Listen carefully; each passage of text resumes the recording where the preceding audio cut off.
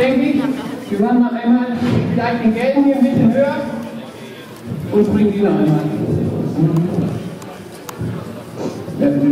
Den gelben einmal. V životě samozřejmě potom poslední kladám a White jsou koně, které jezdil, když se budeme věnovat dvojici Krempers Johanna Zemi. Jetzt konnte man sehr gut erkennen, wo er vorher einmal dran war, an dem Okta sehr gute Reaktion kam. Wir machen einmal einen höheren Steig, ich glaube, dann ist es auch gut für ein junges Pferd. Ja, der letzte Okta war vom Gefühl her sehr gut. Einmal den Steig. Takže po chybě, kterou jsme předtím viděli na žlutém Oxeru, teď byla vidět velice dobrá reakce koně.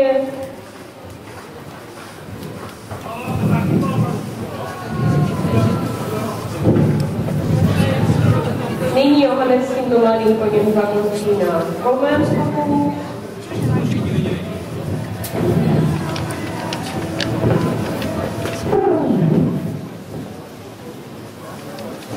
Was man jetzt deutlich merkt, denke ich, wo er einmal dran war, eben am Okta, dass er jetzt schon schön hinguckt und gute Reaktionszeiten und vorsichtig sein will. Ein bisschen grün ist er noch für sein Alter, klar, aber ich denke, ein Pferd mit vielen Möglichkeiten, viel Vermögen und eine gute Technik.